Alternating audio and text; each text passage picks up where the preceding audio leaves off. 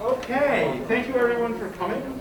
We are delighted to have Carolyn Liesen from our psychology department speaking this afternoon. Part of what has turned into a wonderful series of talks. Thank you everybody for coming and for talking.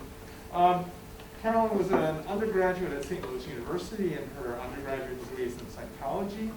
She did her MS and PhD at the University of Wisconsin in Human Development and Family Studies, and her PhD dissertation was entitled Arousal, Stimuli, Temperament, and Children's Self-Regulation.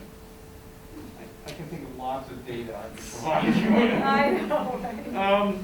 She came here directly from UW, and she has many current interests, one of which is contextual influences on children's development, and she'll talk to us about the development plan today. Thank you. Yes. Thank you all for being here. I thought that I would talk about what I'm currently working on, and one thing that I made a goal to do this semester. I probably would have done it last year, but COVID happened. So, but I made it a point this semester to establish a child development lab and involve students in various research projects. And part of it was a little selfish on my part because I can't say no to things, so I agreed to take on and collaborate on a bunch of different projects, and then I went, wow, I have no time to do this. So what a perfect opportunity to involve students and start mentoring in that way. So I wanted to start with just the outline of today's presentation. I will share with you my theoretical approach, and then I'll talk about how I established the Child Development Lab this semester, and then the ongoing projects associated with that. I do want to emphasize these aren't all the projects I'm working on, just the ones that our students are involved in. So I do have one other one just hanging in there, but that's just for me. So with that, basically I base a lot of my research based off of Bronfenbrenner's bioecological model. So I take a lot of bioecological approaches to children's development. Bronfenbrenner's bioecological model is complicated. Okay? They actually say that it is the theory that tries to cover everything with child development, which is why lots of people like it, but it's not very testable, so that's why it's a model. So what Bronfenbrenner's bioecological model emphasizes is the development of an individual here at the center, so the development of the child. And the development of the child does not happen in a vacuum. The development of a child happens within these contextual systems, and it's a very active process with how the individual child interacts with their environment. And so with that, there are two major components of Bronfenbrenner's bioecological model: process and context. And the process aspect of this, Bronfenbrenner's bioecological model really emphasizes proximal processes, and it's this bidirectional interaction between the individual child interacting with various socializing agents, and socializing agents can be anything from parents, home environment, neighborhood, school, parents' jobs, the society that they are growing up with. So any of these can be socializing agents.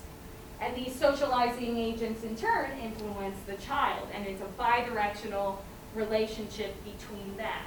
And so it's an active process with which the child is developing.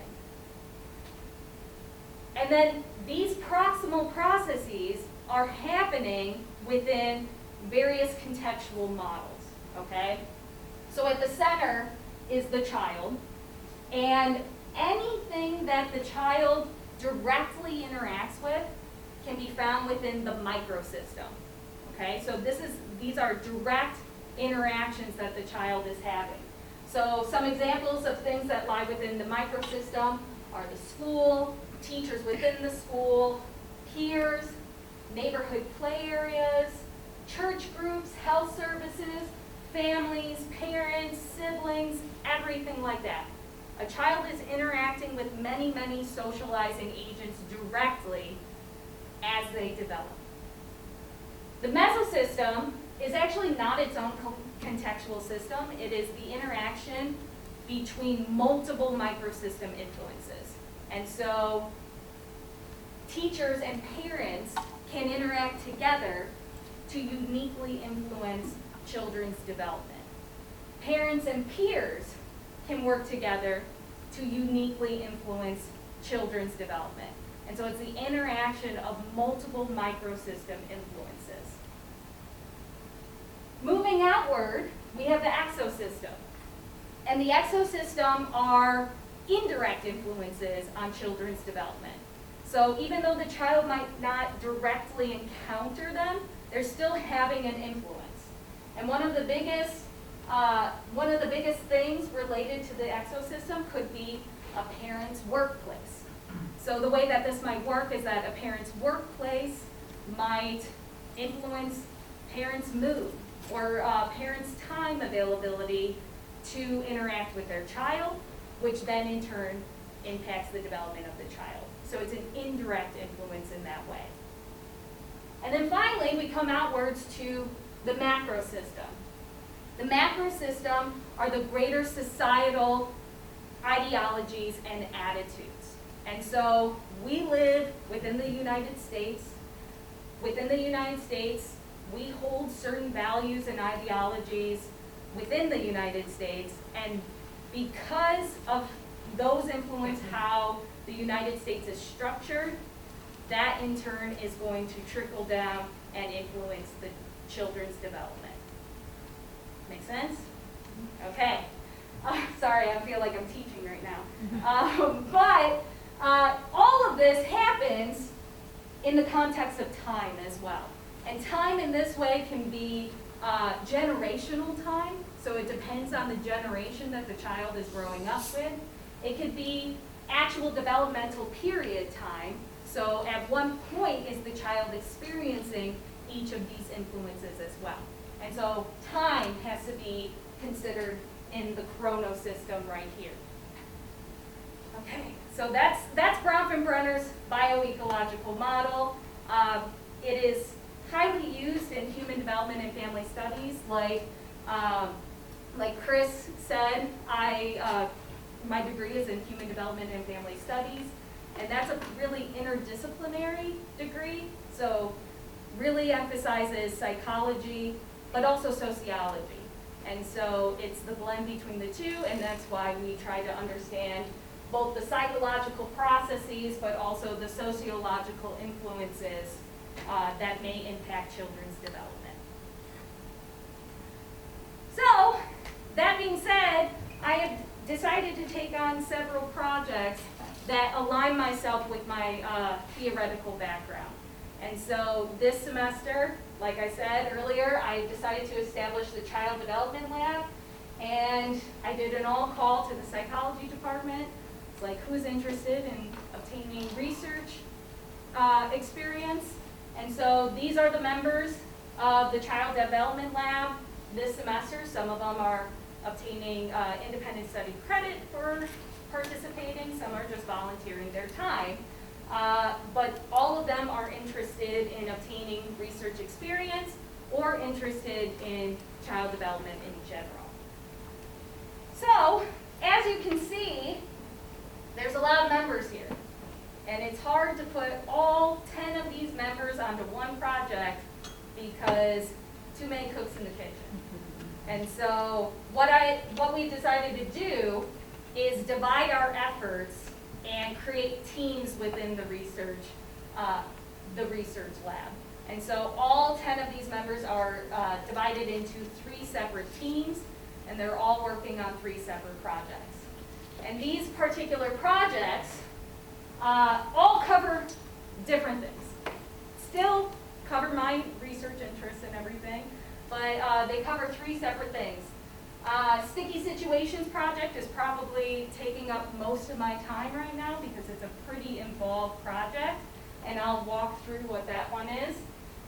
Life History project is actually a collaboration. It's an interdisciplinary study with political science. at other institutions. And I got brought in because they developed this study, collected data, and they don't know what to do with it. So I was like, I'm interested in the actual topic. Let's go ahead and analyze the data. So working on that with particular members of the Child Development Lab. And then finally, this one may not align with my interests, but I do have a vested interest with Monmouth College. And this came out of a conversation with admissions. They said that they had a lot of qualitative data, and I thought this would be a good opportunity because I've worked with qualitative data before and qualitative data analysis. I actually have one of the only license of Max QDA here on campus, and so I said, why not at least examine this data and see what it has to reveal, okay? So let me break down some of these projects. Sticky Situations Project. So this one has been in the works for about 10 years. This stemmed out of my undergraduate independent study project, actually. And it has gotten a lot better since then, but it's also gone through iteration on iteration on iteration on iteration. Still relevant. No one has examined things in the way that we're examining it, but it took some time away from it and then time to revisit it in order to make it the best that it can be. So Pat's Sticky Situation is what this project is. It's a study in collaboration with St. Louis University. Dr. Janet Keedley was actually my undergraduate mentor, and she really enjoyed the project and wanted to continue it. And once I started getting towards the end of my grad school, I got the time to actually revive it a little bit. We brought in Dr. Wells-Ling to help facilitate online survey administration and creation, and so Dr. Wells-Ling is also a collaborator on this. So what this project does, it's examining children's views of transgressions and parental reactions and discipline strategies from a hypothetical situation. So we are aiming to administer this to dyads, so parent-child dyads. And the age group that we're aiming for is 8 to 12 years old, just for ease of understanding of being able to administer this independently in an online survey. And also there has to do with reasoning about moral situations. And so around 7 to 8 years old is when moral development really starts to increase. And so 8 to 12 years old is our range. So as part of this project, we're presenting a hypothetical story to the children. And some of the things that we are manipulating as part of that story, we're aligning child sex with the sex of the child that's actually taking the survey. We're manipulating a situation regarding the transgression. So the transgression, basically the story is that a group of kids are walking home, Pat's walking home with their friends, and at some point Pat decides to push one of the friends into a mud puddle. And we're manipulating whether children will perceive this transgression differently if it's committed just Pat doing it or with a friend. So a solo or shared transgression against another child. And then finally, we're also manipulating discipline method as part of this as well. And so each child will see different scenarios of different parental reactions, and we're seeing whether those different scenarios will elicit different views and perceptions of the parental reactions. So, like I said, this is an online administration to both the parent and the child via an Alchemer survey. So, funny story about research, things change all the time. We actually created this in Qualtrics, and Qualtrics, we're using what's called panel services in order to recruit and administer to families. Qualtrics went from charging about $11 per dyad to $31 per dyad. And when you're trying to get 120 dyads, then that's That's a lot of money. And so what we decided is to shift and create that in Alchemer. We actually happen to have Alchemer here at Monmouth College, and so we're recruiting their panel services in order to administer that survey. So I thought I would walk you through some of the actual videos that we're presenting to the children as part of this. I do want to thank, I forgot to do this, but with the videos, that was also student-led as well. And so part of the creation of those videos, you will see illustrations done. That was done by a particular student, Reese Kavanaugh, and she was a psychology student. And then we have voiceovers for the stories as well. And those were done by two students, Jordan Gosel and Caitlin Fox, and my collaborators chose one of them. I had to break the news to Caitlin Fox, but she was okay with it. But let me walk you through the protocol of the actual survey before we get to the videos of what is presented as part of the survey. This survey is complicated. I actually have students building the survey right now, and there is a learning curve to trying to develop this survey. There's a lot of randomization. There's a lot of branches to the survey itself, and so they're working through it and learning through the process of building it as well. So, as part of the survey, we're recruiting parent-child dyads through Alchemer. Parents will begin this survey. So the idea is that parents will begin the survey. They'll read and complete the consent document for both themselves and their child. That is typical for conducting research with children. They will complete a demographic questionnaire, and then they will complete a parent as social context questionnaire. It's a 33-item questionnaire to get at their general parenting approaches, measures on dimensions of warmth, rejection, structure, chaos, autonomy, support, and coercion in their parent-child relationship. We're hoping to see that possibly run some correlations between the actual parenting approaches that parents have and then children's perceptions of a hypothetical situation. And so that's the intent behind administering the parenting survey. Part two, the child. So once the parent is done taking the survey for themselves, there will be a prompt on the screen that says, okay, now have your child hand this survey over to your child, and they are to complete this portion as independently as possible. And so the children will be presented with an age-appropriate description of the study in order to obtain their assent. So they just have to understand what they're being asked to do and then say okay to it. They're going to be given practice questions to ensure that they understand how to complete the online survey, because it might be a little difficult to understand for 8 to 12-year-olds. Then for the main part of the study, they're going to be presented with narrated videos related to the transgression itself. And so, this narrated video of the transgression will be different depending on the condition that they are in for solo versus shared, and based off of their sex. So girls will receive girl characters in the video, boys will receive boy characters in the video, and then they will be randomly assigned to see either a solo transgression or a shared transgression. And so after that, they will be asked perception questions related to the transgression itself. Then they will see a series of narrated videos related to parental reactions.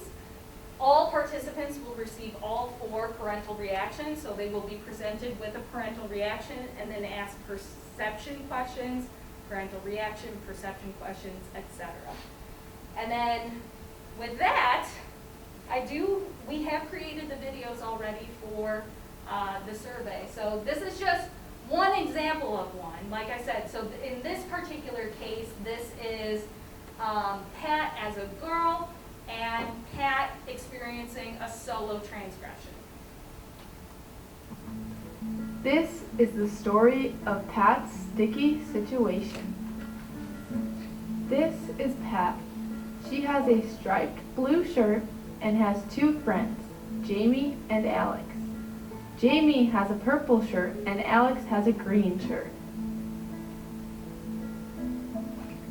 Pat is walking home from school with Jamie and Alex. Jamie is carrying her art project. Jamie is very proud of the art project and is excited to show it to other family members when she gets home. As Pat, Jamie, and Alex are walking down the sidewalk on their way home, Pat's parent is watching them out the window.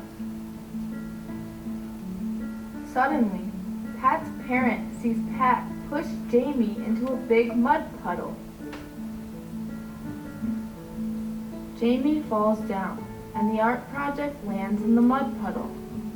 Jamie is upset that her art project is ruined. After that, Pat left Jamie and Alex and went home. When Pat gets home, Pat's parent tells her that they saw what happened and wants to talk to her.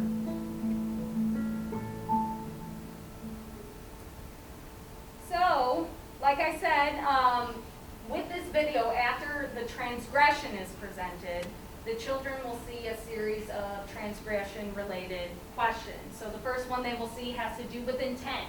So whether they perceive that action to be on accident, on purpose, or somewhere in between. They will also share their perceptions on how guilty do you think Pat felt, and then how naughty was Pat's behavior. And so these specific questions we're trying to get at the extent of Pat's behavior and the perceptions behind that. Like I mentioned before, the video that you saw was for a girl and for a solo transgression. And so you can see the difference that will be presented to the children. So if they are a boy taking the survey, they will see their sex will align with the characters.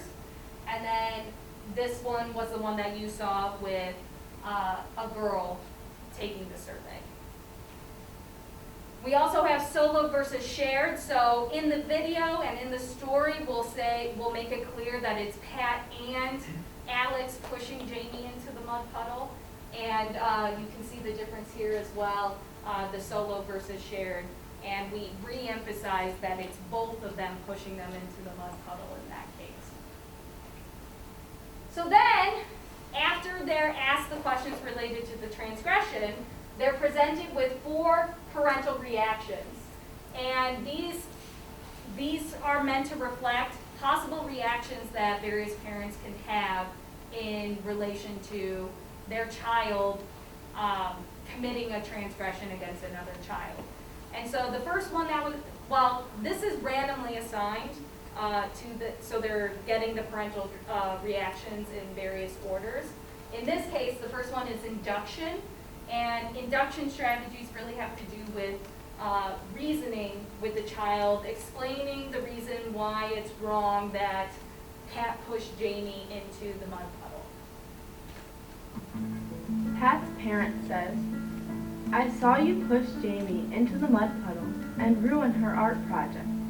I totally understand you get excited with your friends and that you were just playing around. But it was not okay for you to push Jamie. Just think about what you did and how sad and upset Jamie must feel.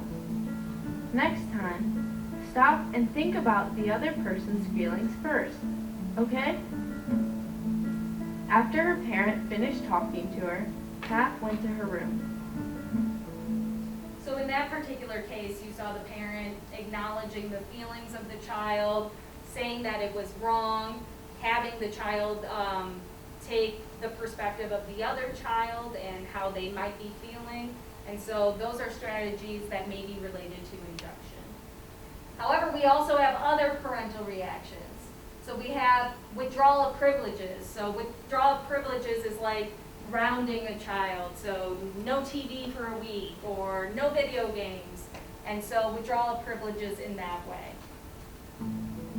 Pat's parent says, "I saw you push Jamie into the mud puddle and ruin her art project. I cannot believe you did that. You're going to have to be punished. There will be no TV or video games for 2 days. After her parent finished talking to her, Pat went to her room. Another one that we have is shaming. And shaming is trying to dissuade behavior, trying to dissuade Pat doing it again by basically manipulating their emotion and making them feel bad about the situation. Pat's parent says, I saw you push Jamie into the mud puddle and ruin her art project. I cannot believe you did that. When you act like that, you make our whole family seem like bad people. Your other friend Taylor would not push another child in the mud like that. She is always kind and respectful, and you should be kind and respectful too. After her parent finished talking to her, Pat went to her room. So as you can see for that one, not only are they saying it reflects that poorly on our family, but they're also shaming them by comparing them to another child that is a good behaving child. And then finally, we have a permissive response, which is like our control. The parent does nothing when Pat commits this transgression. Now imagine that Pat's parent does not do anything about what they just saw. Pat is not in trouble for pushing Jamie into the mud puddle. After she gets home, Pat goes to her room. So after each of the parental reactions, children are presented with perception questions related to each of the parental reaction questions. So how fair was the parent's reaction? How harsh? How caring? What are the chances that Pat will not hurt any other children in the future? So thinking about, does this prevent any future behavior? And then also emotion-related questions. So how sad do you think Pat felt? How mad do you think Pat felt? How sorry do you think Pat felt? And so we're trying to get at perceptions of the reaction, how Pat felt about it, and whether Pat will commit that in the future or not. And then finally, after all of the endings have been presented, we present them with one last question, trying to ascertain which one they thought was the best reaction. And so, which reaction do you think that Pat's parents should have? Making Pat feel bad about what Pat did wrong, that's shaming. Taking away Pat's TV and video games, that's withdrawal of privileges. Talking with Pat about what Pat and Jamie were feeling, that was induction. And then not doing anything, that's permissive. And so we're trying, throughout this study, we're trying to ascertain children's perceptions of things. And oftentimes, when we talk about discipline strategies and parent-child relationships, oftentimes it's from the perspective of parents. And so through this study, we're trying to get the perspectives of children in that way. And so the student involvement with the project. For this particular project, we have our team of Caitlin, Schling, Madison Vineyard, Madison Walker, and Courtney Fisher. This student involvement with this project happened before the establishment of the Child Development Lab. Obviously, Reese Kavanaugh has graduated, but she helped me create the illustration. She actually met with the collaborators to discuss exactly what we wanted to see as part of the story. And so she did a great job with working with that collaboration. The voiceover for the stories, like I said, we had 2 students do it, and then we picked the ones that we thought had a slower pace to make sure that the children understand the story and everything. As for the Child Development Lab, everything here has happened since the establishment of that. So they helped me put together an IRB proposal, and this study has been approved through the IRB here. Currently, the students are building the Alchemist survey. Like I said, it's been built in Qualtrics, so they have a basis on how it should be structured. But currently, we have a few students working on that. And then also, like I said, this study started 10 years ago, and obviously we need to update the literature on everything related to the study, and so we have a few students working on finding more current research in that way. So yeah, that was the Sticky Situations project, and like I said, it's the most involved project out of all the ones that we're doing. My next project is actually one that I came in probably 2/3 of the way through the actual project. So this is the Life History Theory project. And this is a study in collaboration with Augusta University, Dr. Greg Murray, and Lewis University, yes, the other Dr. Liesen, Lorette Liesen, that would be my mom. So we actually have a lot of overlap in our research. She's political science, I'm psychology, but her research area tends to drift into development and evolutionary biology. And then mine also tends to drift that way as well a little bit, and so sometimes we find ourselves in the middle, and we always talked about possibly collaborating in that way. And so this is perfect opportunity to do that. So the team working on the Life History Theory project are Ethan, Hannah, Mackenzie, and Madeline. And this is an interdisciplinary study that applies life history theory to examine how children's early childhood experiences are associated with the development of political ideologies. So you can see the perfect blend between child development and poli-sci. So life history theory is a branch of evolutionary biology that analyzes patterns of growth, development, and reproduction. And specifically, it examines how and why individuals allocate their limited resources during their lifetimes to maximize their reproductive success. And so there are certain things that can happen during development and early childhood that might lend itself to people taking a trajectory of fast reproductive strategies versus slow reproductive strategies. And so some examples of that could be attachment in early childhood, chaotic households for stability versus instability in early childhood. And so that's the early childhood component that might lead itself to taking on these fast versus slow reproductive strategies, but also how it can lend itself to people developing different political ideologies as well. And so with that, this is also an online survey. This one has already been conducted. And so it was a Qualtric survey administered through MTUR. And first, participants were presented with demographic questionnaire, including biodemographic information. And part of that biodemographic information had to do with when did you have your first period, when was your first sexual intercourse, when were you married, and this was all to get at whether they are on the trajectory of fast reproductive strategies versus slow reproductive strategies. Then we have several measures of life history variables. And so a lot of these have to do with ascertaining, like the mini K life history battery right here is trying to ascertain whether people tend to be impulsive or whether they tend to engage their self-regulation. Do they have good relationships or do they not have good relationships? So it's getting at these various variables. So like some examples of this, I avoid taking risks, I often make plans in advance, I don't give up until I solve problems, so that has to do with the impulsivity of planning. But then it also gets at aspects of relationships. So while growing up, I had a close and warm relationship with my parents. I have a close and warm relationship with my own children. I have a close and warm relationship with my sexual partner.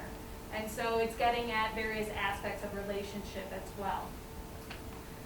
The Kruger Life History Theory measure gets at whether people are taking put more resources into a mating effort versus a parenting effort.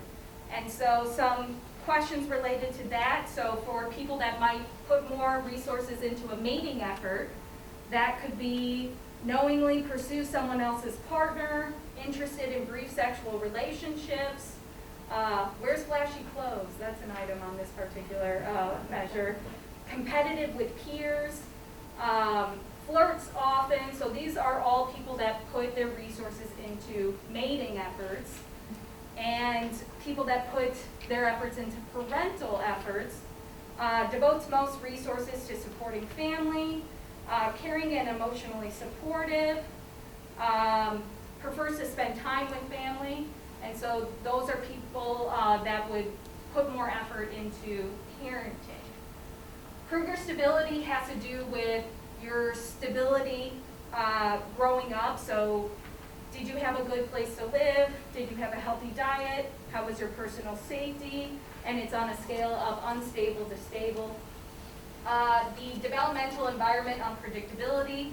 This is supposed to get at chaos in the household while growing up. And so some items are moved quite often.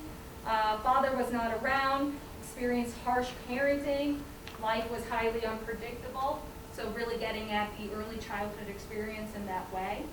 And then finally we have measures of ideology. So where do they lie on the conservative to liberal spectrum in that way? And so the Everett Social and Economic Conservatism scale gets at their perceptions on certain issues. So abortion, limited government, gun ownership, traditional marriage, fiscal responsibility, everything like that. And then Facky's economic and social policy scale is getting at very similar things as well.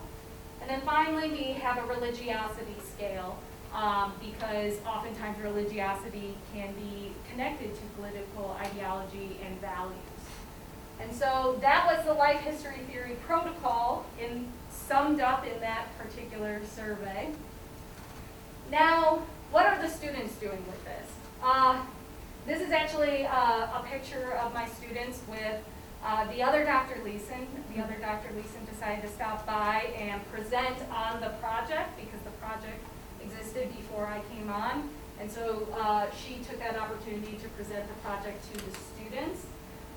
So what they've been doing as part of this project, they were reading background on the topic. They were researching the measures themselves.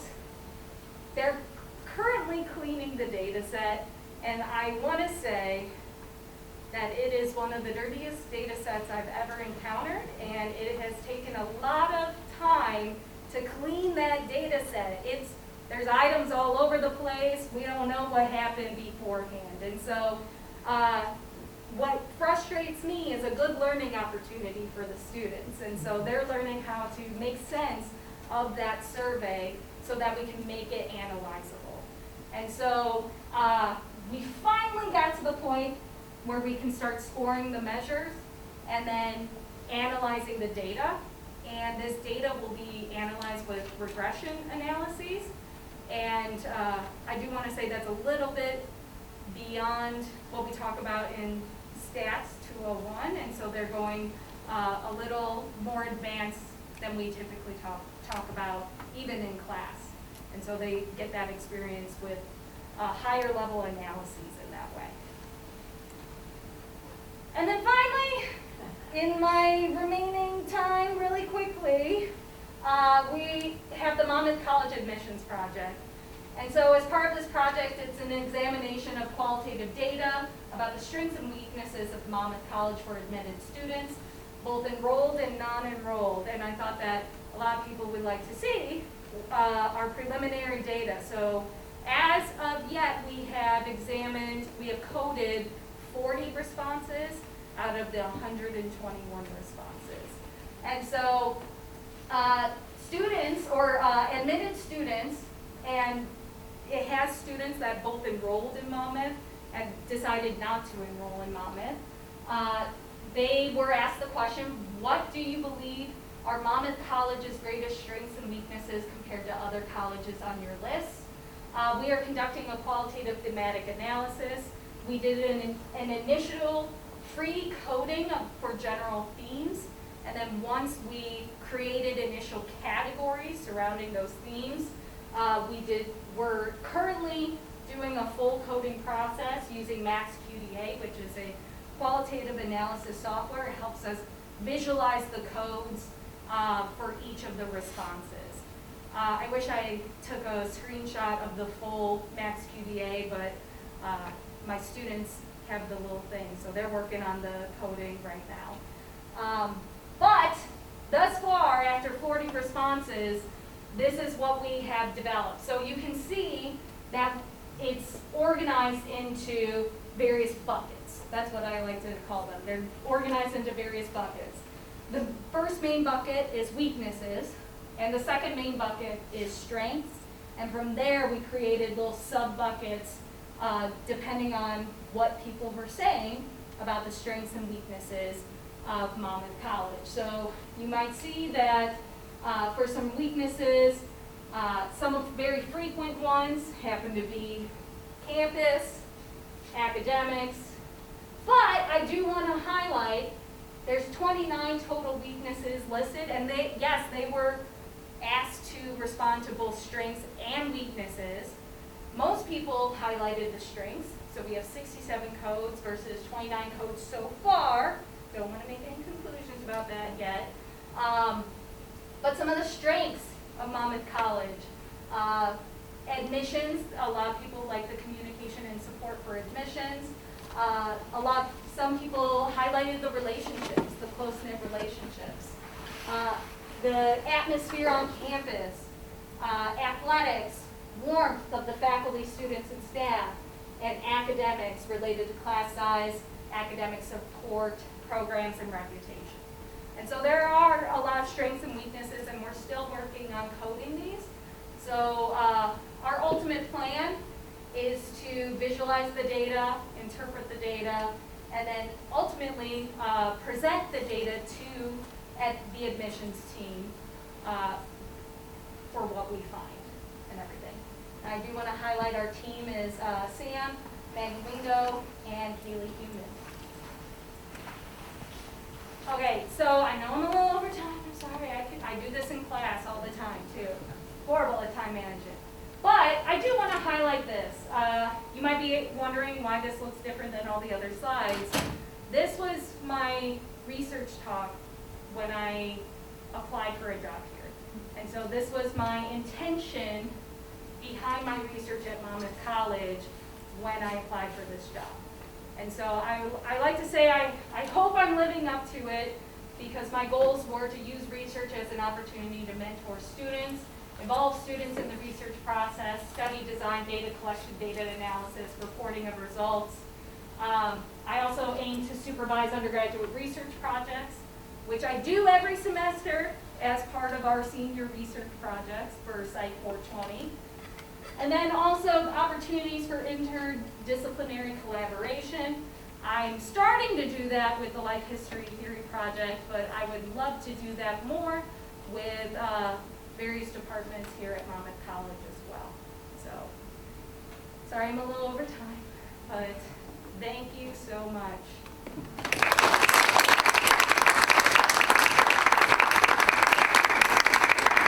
Any questions?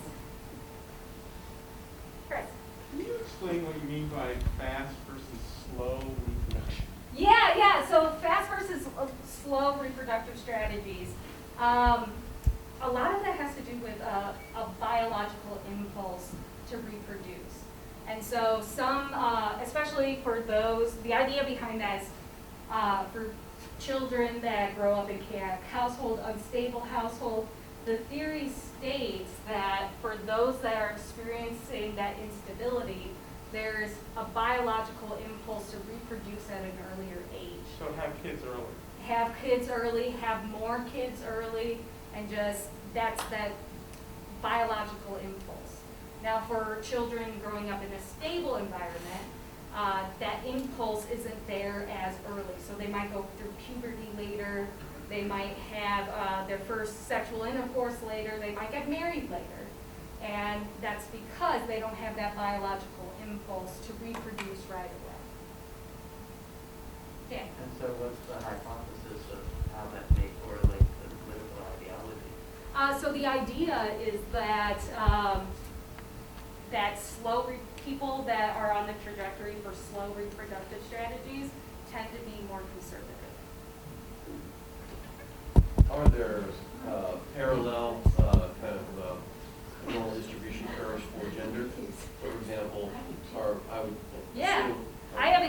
haven't considered gender for that, so that might be a I was just good, thinking boys might be pushed Yes. for Yes. faster reproductive, actions possibly. sooner just because of peer pressure. Yeah, and that might be a good question for the other doctor, please, too. Is there evidence that there is a biological push because of these things? That is the theory behind it. A theory. That theory, yes. Okay. That is the theory behind it. I was wondering if you know George Lakoff's Moral Politics. He doesn't really talk about reproductive speed, but he does talk about parental strategies as lining up with political parenting, political ideology. And, if you know George Lakoff, he works a lot with metaphor. Just really interesting work. Yeah. It might be useful. Yeah, and George Lakoff is so really interesting. the idea behind that is that fast versus slow reproductive strategies wouldn't be the only influence for political ideologies. Just like Brown and Brenner, there's lots of influences, and it's hard to isolate one particular one in development. But that's just one particular thing that could be predicted. But there's probably lots of other things, But including. it lines up with parenting, so I thought that was kind of interesting. Yeah, exactly. So how do you handle, I really liked the videos, I thought they were really great. Thinking as a parent, what happens when a parent uses multiple strategies? I can imagine easily having multiple strategies. Yeah, So- yeah, and actually, so the idea behind parenting styles is that it's not like one particular parent's gonna only align themselves to using induction. It's about general trends. So what is the stable response that parents tend to have in a given situation like this? And it's totally possible that they might have different reactions based off of the situation. The idea behind parenting styles is like, what is the most consistent response? What is the most stable response in terms of how they approach their children? And if you think about parenting styles, and oftentimes it's presented as 4 different types of strategies, it's more on a dimension. So what is the dimension of warmth in relation to their consistent response to their children, and control? So how do they establish boundaries? Is it just establishing boundaries and explaining them, or does it go beyond that and become very, very strict? And so parenting styles makes it into that category, but it's more dimensional. Right, and they're also associated, I would say, more rigidly than loosely to political ideology, right? Authoritarian Yes. parents are usually going to be more conservative. Yes, so authoritarian parents, just for people that don't know, are high in control and low in warmth. And typically sometimes they do align themselves with political ideology. Okay. Back to your sticky situation. Yeah. Have you thought about asking students, instead of choosing from kind of normative responses, to just retell what happened? That's interesting. Because that way you could probably elicit quite a bit Yeah. in terms of them kind of where they're kind of seeing the different dimensions of the actions. I think that would be really interesting, and it might be a good follow-up to something like this. I don't think it would work in an online survey administration, but if you sit down and have a conversation with the children, then they would be more likely to talk about the given situation. And it'd be interesting to see if the responses line up. I'm curious about the choice. So in the sticky situations, again, there was a use of gender-neutral names for the characters, but I noticed that the survey is given specifically and the gender is changed. I'm curious about, is that designed to make someone more comfortable, or they see themselves? And I'm just curious if the use of gender neutrality, like, why would it be less of a connection to use a gender neutral character instead of one that's specifically like with ponytails and therefore female? So I'm just curious about that, especially knowing the youth that are coming up and coming now. Gender is becoming more of a topic that's discussed, and and we see trends that are non-traditional in terms of gender. So I'm just curious about that because it seems really. Yeah, so actually our decision to have gender neutral names was to keep the names consistent. And so in this experimental design, we wanted to keep as many variables consistent as possible. So we decided to change the gender of the child, but not the name of the child, just in case that particular aspect, say someone had a strong reaction to the name Carolyn or something like that, versus Matt, that's my brother's name.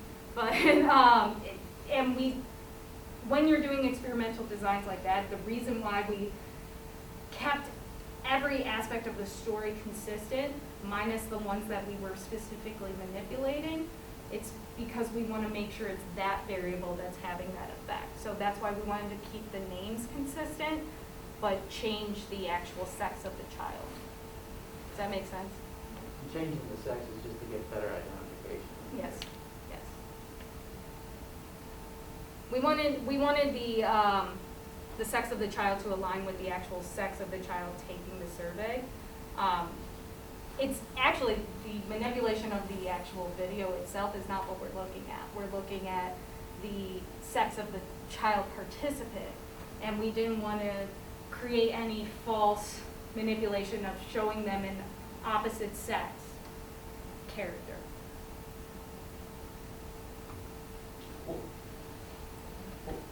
What were you trying to hold when you have the solo versus the shared? What were you trying to get at? So we're trying to see if their perceptions change based off of whether the child commits an act by themselves versus commits it with another child. And so that is our specific manipulation in that. And so perhaps they will see, and like, for example, the intention question. Mm-hmm. Will they perceive intention to be more on purpose if it's with another child versus alone? Or perhaps it's the opposite in that case. I was really curious what you do with the data, so after you clean it up, is it, for example, do you plan on writing a book on parenting, and that you can say that it's backed up by quantitative data, for example, that this particular style is more effective than B or C? For the sticky situation Sticky one? situation. I think the intention behind it is that I have not planned on writing a book on parenting. Who knows? Maybe that's in my destination one day. There are so many books. I know, exactly. But you could argue those, but mine is quantitative. Yeah, and I think my intention behind this is for academic community. And I think it is contributing to the literature in the way that, like I said earlier, that it's a different way of measuring these things related to parental discipline, because so many times we ask the parent what they do, and we ignore the voice of the child. And so in this case, we're trying to pay credence to the perception of the children themselves. Mike? If a parent had multiple children in this age range of different genders, how do you think their responses would be different? And would they be saying, I'm going to take this survey with child A versus B, go ahead, and so how might that influence your results? That's an interesting question. I'm not sure. We are possibly anticipating sex differences. I mean, there's mixed results in terms of perceptions based off of girls versus boys. Some of the literature says, no, there's no perceptional difference. Some say boys tend to perceive that shaming or a more intense, a harsher punishment is better than a less intense punishment. But in terms of the parent selecting which child, or whether we would see a difference in that, I'm not quite sure. Anything else? Like I said, all of these projects are not to the point. I would have loved to have one tied up in a bow to present to you, but COVID really did in my timeline a little bit, but we're trying to get back into things and trying to make moves on some of these projects for sure.